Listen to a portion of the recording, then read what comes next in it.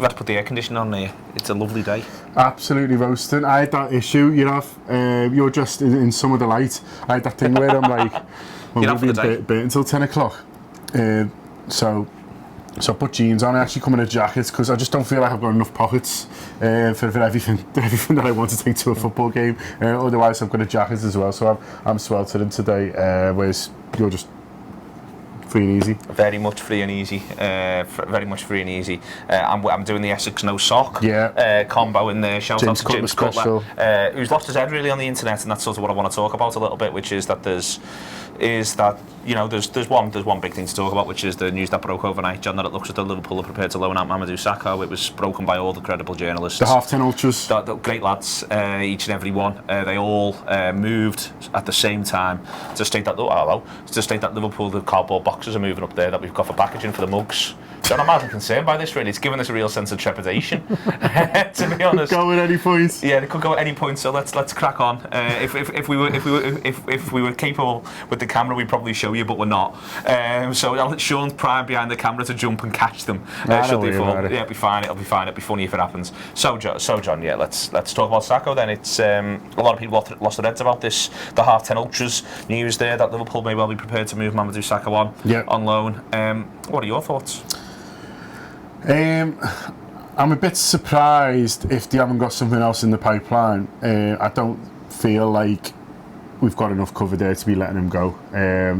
So that's my thing. It just feels like we're going a little bit threadbare into the season with what we've got anyway. I don't think there's huge amounts of contingencies. I understand why maybe you want a smaller squad with no Europe and things like that and something tighter, it feels like he's got people in different positions, but I don't know. It just kind of feels to me that we're a little bit short anyway. And then if Sakho goes and they're talking about it's because Lucas is staying, and you're like, well, surely the Lucas decision's independent.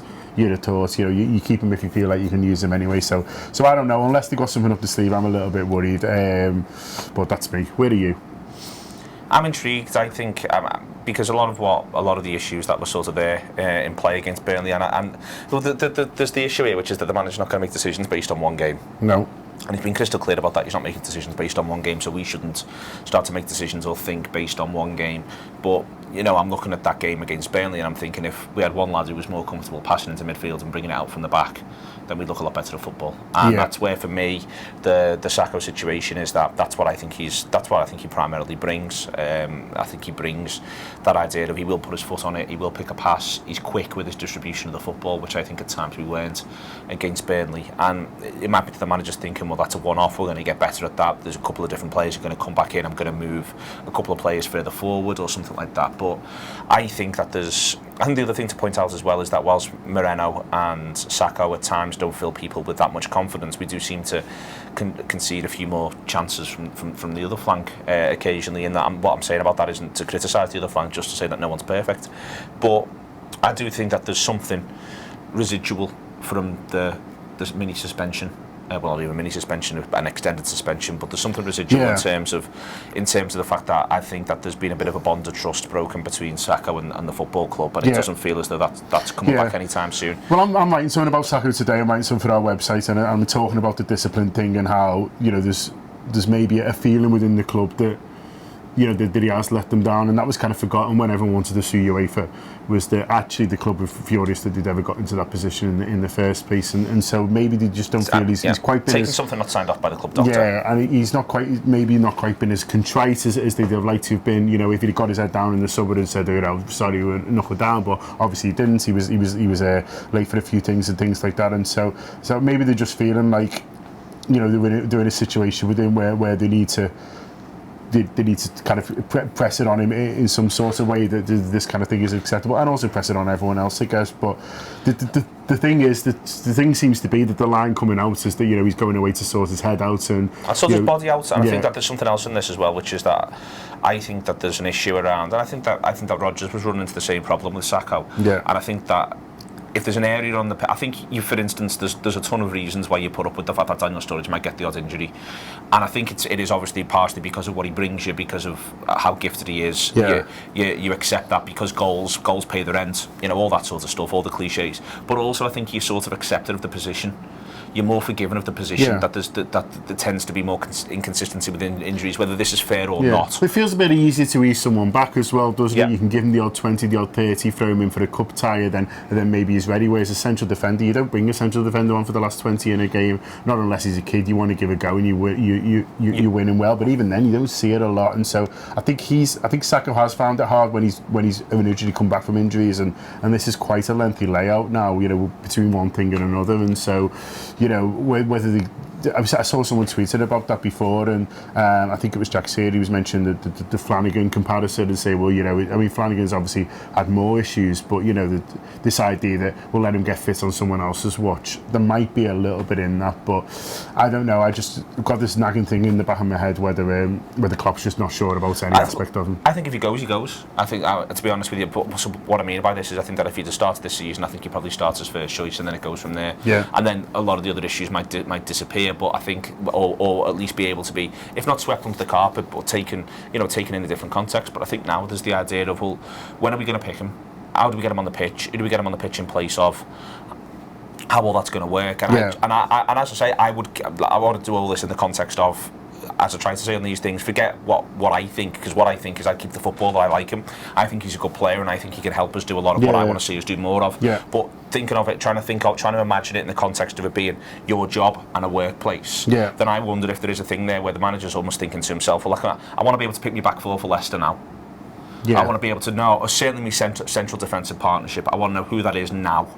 And I think that in general, you look through the entirety of successful football teams, and broadly speaking, I mean, we did a thing on 81-82, and one of the big things that happens in 81-82 is that Phil Thompson loses the captaincy and briefly loses his place, but then he comes back in and he retains it. But when you move on to 83-84, the start of that season, Joe Fagan, by that point, he's completely bombed Phil Thompson out, if you know what I mean. And it should be at successful football clubs, you should be able to almost say, this is who the centre-back partnership is. There's no, even managers who rotate, you knew Benitez's first choice centre-halves were. And then there became the issues, for instance, around Agger and his fitness and all that sort of stuff. And when I used to say of Agger that, you could watch him and see how much he was struggling, but therefore you can't build on that. You can't say we know what that is. And then people used to say, well, why isn't, for instance, Rodgers starting Agger every single game? And there's two reasons why. One is his back's not working anymore, but the second reason is he can't be sure he can start him the game after. Yeah. And I think it's a position where obviously understanding and getting used to who you're playing with is massive. And if already Klopp's thinking, so I've got to ease him back in, and he maybe can't do this game, but he can do this one and all that sort of stuff. And he clearly wants to play Matip. Yeah. So he may well be thinking to himself, well, I'm not going to... Yeah. What's the point of having this lad be third choice? Yeah. But what I do think, though, is I think if he goes, then I think he ends up going. I do, so. Because that's the way in which this tends to work anyway. So... I think it's a bit of a sad situation, because I really like the footballer, but whatever's gone on has gone on, and it doesn't appear to be ongoing on. And I think it's quite an interesting thing, because you talk a lot in the office. Firstly, this is what we do now, but secondly, there's the way in which there's the endless talk around football in the city of Liverpool. Thirdly, there's the endless talk now on social media and all that sort of stuff. But this sort of thing used to happen sort of quite often, if you know what I mean. Like, there'd be rumours that something's gone on. Thinking back when you're a kid in the 80s, there's a rumour that X has fallen out with Y, and that's why you're not seeing, for instance, Beardsley get as many games anymore. Do you know what I mean? Yeah. This isn't new. This isn't 21st century football. This is the way football's always been, if you know what I mean. But now there's the half-10 ultras, and that's not to blame them. But then there's everyone on social media's reaction. That's not to blame them, because in the past it would have been city rumour stuff. It would have been you get in a cab and some fella would turn around and he'd say to you, you won't believe about Mamadou Sakho, he's on the smack, which is obviously completely ridiculous. But that's the sort of nonsense that you then get told, or that sort of stuff. And this is where now it feels you can feel it sort of like it's a bit oppressive and it's everywhere, but it's really not. It's the same as it ever was, I think. Yeah, no, I think you're right. I think it is the same as it ever was, and same as it kind of ever will be. But in many ways, long may that continue. Indeed, not least because it's keeping us in summer gear. £5 a month. Other things, anything else really? The Lucas thing's interesting, just to sort of continue that conversation, because I wonder if Lucas is almost the inverse of Sakho, in that the manager seems to want to keep him around. I think there's a strong people want to keep Lucas around thing going on. Yeah. Yeah, I don't know. It's just a strange one with Lucas because you suspect that he's kind of as in the dark as anyone else is, and he's just go, well, I'll see where I am on August 31st, and if I'm at Liverpool, then we'll unpack that new crockery. And it is a kind of thing with him as well. So I think our gas is as good as Lucas's, but it seems now that he is going to stay, and and the people like having him around. And I think it's the idea of remembering that it's a workplace. And we can say we love Sakho, but we don't have to deal with him every day, and we don't have to deal with issues, and we don't have to deal with them in a wider issue of what you're trying to create at a football club. And so we can say, oh, he's great, he does this and does that, and he's a laugh. Whereas Jurgen Klopp's thinking about it in a completely different way, and he's also doing it with kind of Lucas as well. And obviously, you have to think about how talented footballers you are, because that's the most important thing. But there's other things that people who deal with these people who are trying to build success have to think about than what we as football fans have to think about, which is, well, I like watching playing, and I just like him because he's a good fella. If Sakho goes, would you want to buy another centre half? Yeah, I would. I'd want to buy a really good one as well. I want to not mess about. I'd like, let's go and pay 40 million for the lads, even if he's crap. The Bob Gutman approach. Yeah. I'd like to get excited by a centre half who flatters to deceive and then fundamentally disappoints. Okay. That's what I want. There's another set. I'd rather spend a lot of money on a centre half who doesn't flatter to deceive and is in fact downright brilliant. But I would like to sort of to go. This fella's better than Beckenbauer. It's a nice week. The moment when you like Mane was better than Barnes, and it was great. Do you remember that was ages ago? Yeah. We'll see. I mean, Matip might play tonight. He might be your one. I think he could be really, really good, but then I like one more. I want one. I want one more as well. But I'm saying, if you want to get excited about someone, there might be an opportunity tonight. I'm going to rev my engines for Joel Matip tonight. Get stuck in right into watching him do some boss centre half, and as the Burton Albion hordes attack Liverpool. The Tuesday review's out from the game at the weekend. I'd like to say it's the final word on the game of the weekend. Hopefully that will be the case, and we won't have to keep talking about that game and games like it going through the season. Hopefully, are you over it yet? No. You asked. Massive blow on it. Yeah.